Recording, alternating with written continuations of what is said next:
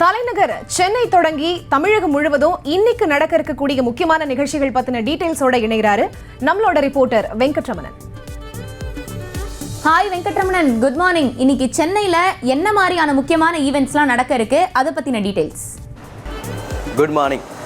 முதலமைச்சருடைய பயண திட்டங்கள் என்ன அப்படிங்கிறத முதல்ல பார்த்தரலாம். காலை 10-15 மணிக்கு தலைமை செயலகத்தில் காவல்துறை சார்பாக 56 கோடியே 28 லட்சம் ரூபாய் மதிப்பிலான புதிய காவல் நிலையங்களுக்கான குடியிருப்பு கட்டிடங்கள், காவல்துறை கட்டிடங்கள், அதே போல தீயணைப்பு மற்றும் மீட்பு பணிகள் துறை சார்பாக 18 கோடியே 78 லட்சம் ரூபாயிலான குடியிருப்பு கட்டிடங்கள், மைய நிலைய கட்டிடங்களை முதலமைச்சர் மு க ஸ்டாலின் காணொலி காட்சி வாயிலாக இன்னைக்கு திறந்து வைக்க இருக்கிறாரு. அது மட்டும் இல்லாமல் மாலை 5:50 மணிக்கு கத்தீட்ரல் ரோட் சாலையில் புதிதாக அமைக்கப்பட்டிருக்கக்கூடிய கலைஞர் நூற்றாண்டு பூங்கா முதலமைச்சர் மு க ஸ்டாலின் இன்றைக்கு திறந்து வைக்க இருக்கிறார்.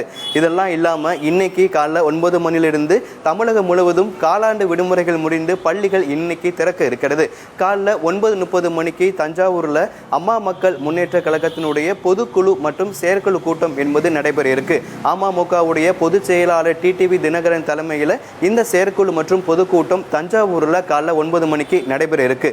காலைல 11 மணிக்கு நீண்ட நாட்களாக பல்வேறு கோரிக்கைகளை வலியுறுத்தி போராட்டத்தில் ஈடுபடக்கூடிய சாம்சங் தொழில் நிறுவனத்துக்கு எதிராக போராட்டத்தில் ஈடுபட்டு கொண்டிருக்கக்கூடிய தொழிலாளர்களுடைய போராட்டம் முடிவுக்கு வருமா அப்படிங்கிற ஒரு எதிர்பார்ப்பு எழுந்திருக்கு. 3 அமைச்சர்கள் இந்த தொழிற்சங்க நிர்வாகங்களுடைய பேச்சுவார்த்தையில் ஈடுபட இருக்கிறாங்க. அமைச்சர்கள் டிஆர்பி ராஜா, தாமோ அன்பரசன், சிவி கணேசன் ஆகியோர் இந்த வேலைநிறுத்த போராட்டத்தில் ஈடுபட்டிருக்கக்கூடிய தொழிற்சங்க நிர்வாகிகளோடு இன்னைக்கு காலைல 11 மணிக்கு பேச்சுவார்த்தையில் ஈடுபட இருக்கிறாங்க.